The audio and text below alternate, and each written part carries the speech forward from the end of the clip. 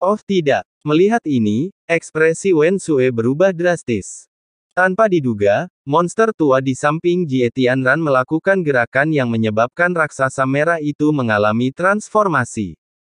Dengan cara ini, apalagi Chu Feng, dia tidak bisa menghentikan mereka pergi. Sekarang yang menjadi kekhawatirannya adalah apakah dia dan Chu Feng dapat pergi dengan selamat. Mendesis. Namun, teknik sihir Chu Feng berubah, dan bahkan lebih banyak cabang petir menyerang binatang petir itu. Namun kali ini, serangannya adalah serangan pengepungan.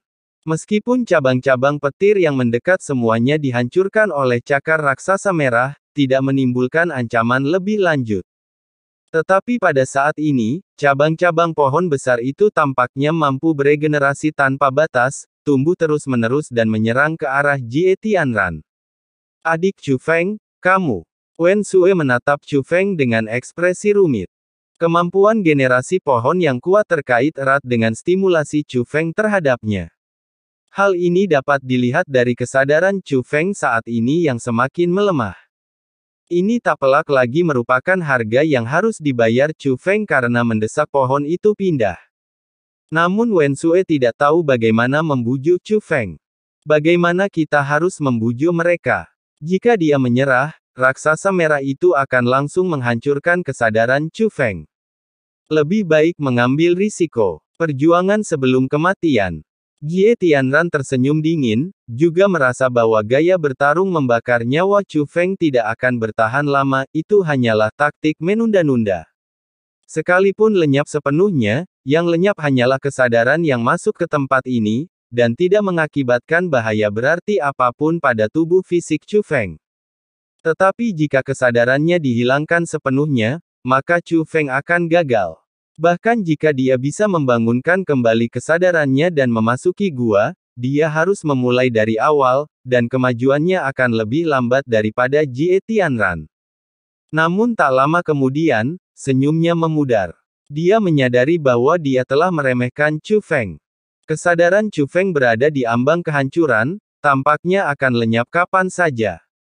Namun, itu tidak akan hilang begitu saja.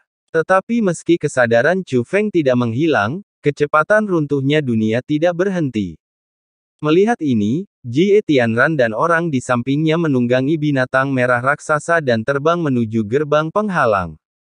Dia tidak ingin membuang waktu lagi dengan Chu Feng dan berencana untuk langsung pergi.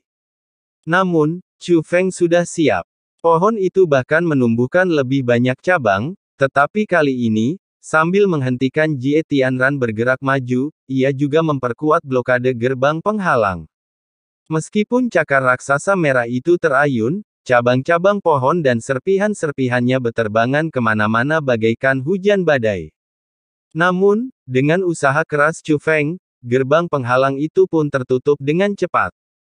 Biasanya, bahkan jika kesadaran Chu Feng tidak padam, kecepatan dia dalam menghadang raksasa merah itu akan lebih lambat dibandingkan kecepatan dia dalam menghancurkan raksasa merah itu.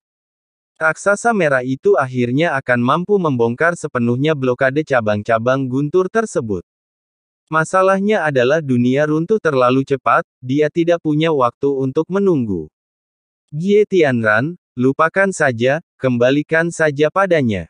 Belum terlambat untuk memutuskan hasilnya di dalam gua nanti. Orang di samping Jie Tianran menawarkan saran. Kalau aku berkompromi lagi, dia bakal pikir aku takut sama dia. Paling parah, aku bakal mulai lagi dari awal. Kalau semuanya gagal, aku bakal rela melepaskan apa yang ada di sini. Aku nggak butuh itu.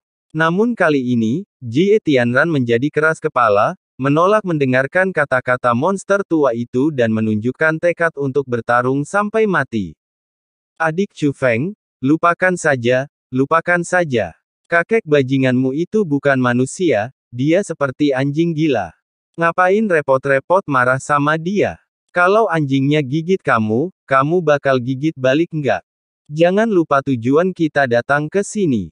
Biarkan dia pergi. Tidak apa-apa jika mengalami sedikit kehilangan. Melihat ini, Wen Sue segera mencoba menghalangi Chu Feng. Chu Feng tetap diam, tetapi wajahnya yang keras kepala berbicara banyak tentang sikapnya. Adik Chu Feng, jika kamu tidak memikirkan dirimu sendiri, tidak bisakah kamu setidaknya memikirkan aku, kakak perempuanmu? Bukankah kau masih berutang budi padaku? Apa kau tidak tahu aku menginginkan apa yang ada di sini? Jadi, apakah kamu akan membalas budi ini? Karena tidak punya pilihan lain, Wen Sue harus mengemukakan fakta bahwa dia pernah menyelamatkan Chu Feng sebelumnya. Pernyataan ini terbukti efektif. Chu Feng ragu sejenak, lalu mengambil kembali cabang pohon yang menyegel gerbang penghalang. Oh, Jie Tianran tersenyum meremehkan. Dia akhirnya mendapatkan kembali martabat yang telah hilang di dunia gurun ini. Jadi dia menunggangi raksasa merah itu dan pergi. Adapun Chu Feng, ia tentu saja pergi bersama Wen Sue juga. Dan karena kendali Chu Feng atas pohon itu semakin kuat, pohon itu menyusut jauh lebih cepat. Kembali ke dunia gua, Chu Feng membuat segel tangan, dan kesadarannya yang melemah segera dipulihkan. Adik Chu Feng, lumayan juga, kau memberikan wajah seperti kakak seniormu. Wen Sue menatap Chu Feng dan tersenyum puas. Lagi pula, Chu Feng hanya berniat bertarung melawan kakeknya sampai mati, dan hanya karena Wen Sue menampakkan wajahnya sendiri, Chu Feng pun berkompromi. Kakak perempuanku sangat berwajah kepadaku. Hanya saja dia kakak perempuanku. Monster tua itu telah membantu Jie Tianran. Kenapa kamu hanya menonton acara itu dan tidak membantuku sama sekali? Tanya Chu Feng. Adik kecil, tentu saja aku ingin membantumu, tapi aku tidak bisa menahannya, kata Wen Sue dengan ekspresi sedih. Bukankah kamu memperoleh kekuatan garis keturunan? Tanya Chu Feng. Saya mendapatkannya, tetapi karena suatu alasan, saya gagal, kata Wen Sue. Benarkah? Chu Feng tampak ragu. Benarkah? Apakah aku harus berbohong padamu? Tanya Wen Sue dengan tegas. Baiklah, mari kita lanjutkan. Meskipun Chu Feng berkompromi karena Wen Sue, emosinya tidak terpengaruh, sebaliknya, dia tetap penuh semangat juang. Baiklah, jadi yang mana yang harus dilakukan selanjutnya? Tanya Wen Sue.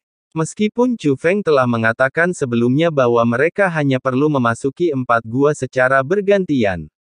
Tetapi sebenarnya ada banyak gua di sini, dan dia tidak tahu gua mana yang harus dituju selanjutnya. Jika Anda mengambil jalan yang salah, semua usaha Anda akan sia-sia. Pergilah ke tempat yang paling ingin kau kunjungi, kata Chu Feng. Apakah kita akhirnya sampai? Mendengar ini, Wen Sue sangat gembira, lagi pula, dia datang ke sini untuk hal itu.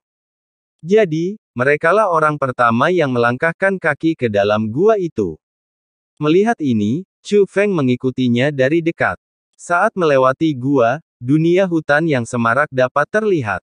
Di hutan ini, pohon-pohon terpendek tingginya puluhan meter, dan ada pohon-pohon yang tak terhitung jumlahnya yang tingginya ribuan meter. Di hutan ini, Chu Feng dan Wen Sue merasa seolah-olah memasuki dunia miniatur. Perasaan ini bahkan lebih kuat, terutama karena mereka hanya memasuki tempat ini dengan kesadaran mereka dan telah kehilangan semua kultivasi mereka. Dunia hutan ini sangat besar, lebih besar dari 2 dunia sebelumnya.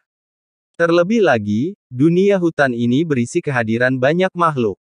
Anda bahkan dapat mendengar serangga berkicau, tetapi itu bukan sekadar kicauan serangga biasa, kedengarannya seperti kicauan binatang buas.